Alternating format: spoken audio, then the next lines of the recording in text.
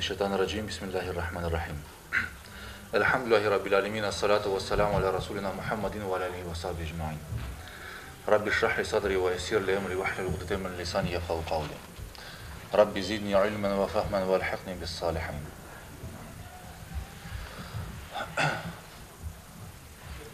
Muhterem cemaat. Kısmet olsa Oktyabr'ın 25'inde biz Kurban Bayramı'nın birinci gününü idrak edecekmiz. Kaydedecekmiz. Bu Kurban Bayramı elbette ki kurban kesmek ile belgilene, yani belli ola ve Kurban Bayramı günlerinde en mühim olan ibadet kurban çalınmasıdır. Bu acılıkka gitmeyenler için, acılıkka gitkenler de elbette ki anda da kurbanlarını çaldırta ve acılıklarını da yerine getiriyor. Ama bizler için, bunda oz yerinde kalganlar için bayram namazından son kurban çalmak alı vakti yerinde olan elbette ki Müslümanlar için en mühim olan ibadettir. Onun için kurbanğa kıskadan bir bakıp geçeyik, birkaç dakikamız var namazga. Ondan sonra hutbede İmam Efendi de bu mevzu hakkında devam eder. Kurban Arapçada yaklaşmak manasına gelgen karrabe fiilinden gelip çıkmaktadır. Yani başka ibadetlerde de olganı dayin kurban ibadetini yerine getirgen bir Müslüman Allahu Teala'ya yaklaşkan ola. Ama kurban insanı nasıl Allahu Teala'ya yaklaştıra dep sorasanız şu şekilde cevap vermeye mümkün. Bütün ibadetler Allahu Teala'nın emri olganı için ve biz Allahu Teala'nın kulları onun emirlerini yerine getirme niyetine Allah rızası için de aytamız. Biz ibadet yapkanda, namaz kılganda, oraza tutacakta, kurban kesecekte de kene niyet ettim Allah rızası için kurban kesmeye de aytamız. İşte onun emrini yerine getirmek, onun rızasını kazanma niyetine biz bu işini yapkanımız için elbette ki biz ona yaklaşamız. Çünkü bu bizim Allahu Teala'nın emirlerine bağlılığımızı ifade eder. Mesela bir insan sizge bir şey buyursa ve siz onu yerine getirseniz, ondan sonra ikinci bir şey daha ayıttı, daha sonra üçüncü bir şey daha istedi sizden, sizge bir müracaatta bulundu, bir ricada bulundu ve siz onu yerine getirdiniz. Sizin münasebetleriniz yakınlaşa mı birbirine? Yakınlaşa. Aranızda bu bir sevgi, saygı, hürmet peyda ola veya olgan münasebet daha da kavileşe.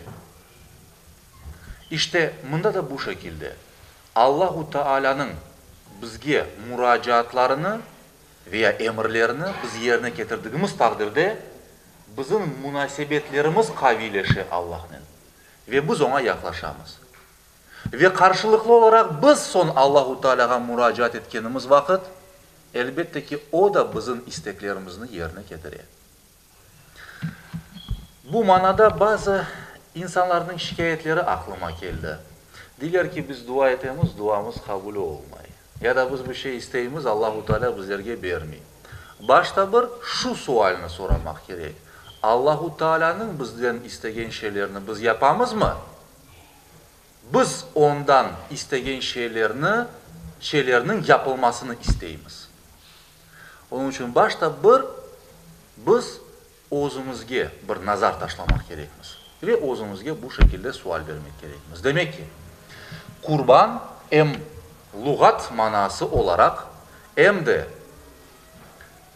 bir mahiyet olarak ibadet olganı için ve Allah rızası için yapılganı takdirde Allahu Teala'ya, Yüce Mevla'ya yaklaştırgan bir fiildir, bir harekettir. Kurban maldan yapılgan bir ibadettir. Bilirsiniz, bütün ibadetler üçe ayrıla. Maldan yapılgan ibadetler, bedenle yapılgan ibadetler ve en mal en bedenle yapılgan ibadetler. İşte kurban malla yapılgan ibadetler. Yani o ibadetinin yerine gelmesi için alı vakti yerinde olan bir Müslümanın cebinden bir miktar akçe, para masraf etmesi gerek. Yani o'zining malından bir parçasını Allah rızası için ayırmak gerek. İşte onun için bu malla yapılgan bir ibadettir. Tıpkı zekat dayın, fıtır sadakası dayın.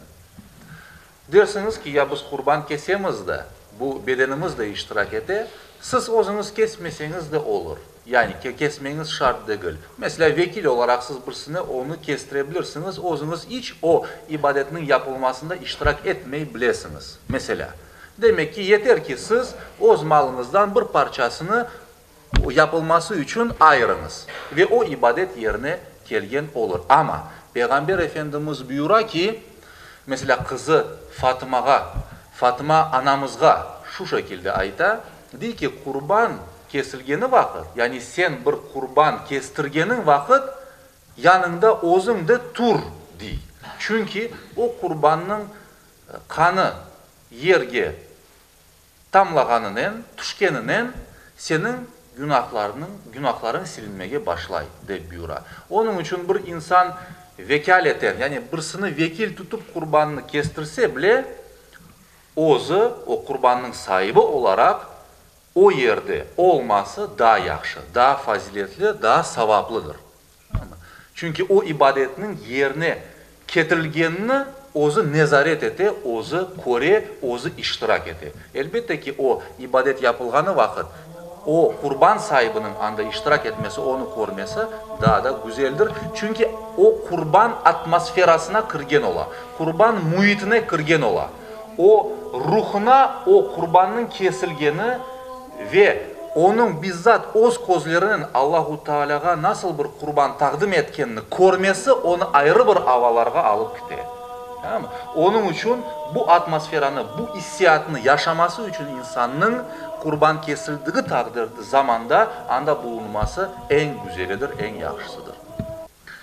Kurbanın biz manasını kıskadan aytıp geçtik.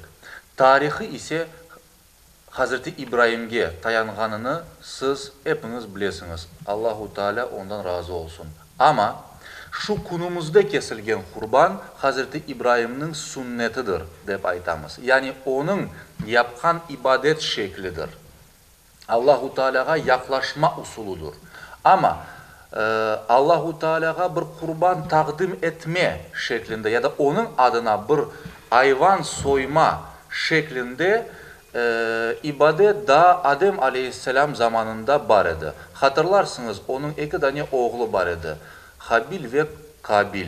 Ve bir tanesi ziraatla uğraşır idi, bir tanesi ise hayvancılıkla. Şu hayvancılıkla uğraşkanga babaları Hazreti Adem aleyhisselam Allahu Teala'nın buyruğuyla aytkan idi ki Allahu Teala istey ki siz ona bir bahşiş takdim etmenizni. İşte şu hayvancılıkla uğraşkan bir oğlu işte bir tane güzel koy takdim etken idi ve Allahu Teala kabul etken idi. Demek ki bir hayvanın Allah yolunda takdim edilmesi şeklinde tab Adem Aleyhisselam'dan beri bu zamana kadar olgan bir ibadettir. Ama şimdiki bizim yaptığımız formatta şekilde bu İbrahim Aleyhisselam zamanından günümüzge gelmektedir. Ve son olarak şunu da ifade etmeyi isteyeyim ki kurbanda başka ibadetlerde de olganı dair en esası bu niyet ve ihlastır. Kur'an-ı Kerim'den Hac suresinin 37. ayetini bu manada okup vazımını bitireyim inşallah. Estaizu billah. Allahu Teala buyuruyor ki: "Len yenalallahu luhumuha ve la dimauha." Allahu Teala'ga o sizin kesken kurbanlarınızın ne etleri ne de kanları barıp yeter. Yani barıp yetmez. Etleri de kanları da Allahu Teala'ya barıp yetmez. Velakin yenaluha et-takva minkum. Ancak ona sizin takvanız barıp yeter. Yani Allahu Teala'ya terin saygı duygusundan hareket ile onun emirlerini yerine getiriniz. Yani sizin bu güzel hareketiniz ona barıp yeter. Bu içteki duygunuz. Çünkü Allahu Teala'nın emrini bir Müslüman niçin yerine getirir? Çünkü Allahu Teala'dan korkar, ona terin saygı duyar. Ya da onun emrini yerine getirmemekten sakınır. İşte Allahu Teala'nın emrine itaatsizlikten sakınmağa biz takva dep aytamız. İşte sizin içteki bu duygunuz Allahu Teala'ya barıp yeter. Yoksa Allahu Teala'nın etke, kanğa, terege ya da başka şeye ihtiyacı yoktur dep açık aydın herkesin anlayacağı bir şekilde Allahu Teala Kur'an-ı Kerim'in bu ayetinde bizim ihlasımıza urgu yapmaktadır. Yani en esas insanın hangi niyetle o ibadetini yerine getirdiği olganını bizlerge anlatmaktadır. Allahu Teala bizlerge bütün yapkan işlerimizde samimi, ihlaslı olmamızı kısmet eylesin. Gelecek kurbanlarımızın da takvalı bir şekilde takva duygusu içerisinde en güzel hayvanlarımızdan Allahu Teala'ya takdim etmeye, özümüzü, ruhumuzni, samimiyetligimizni takdim etmeye bizlerge kısmet eylesin ve sağ selametlik içinde bizlerge Kurban bayramını geçirmeye kısmet eylesin inşallah.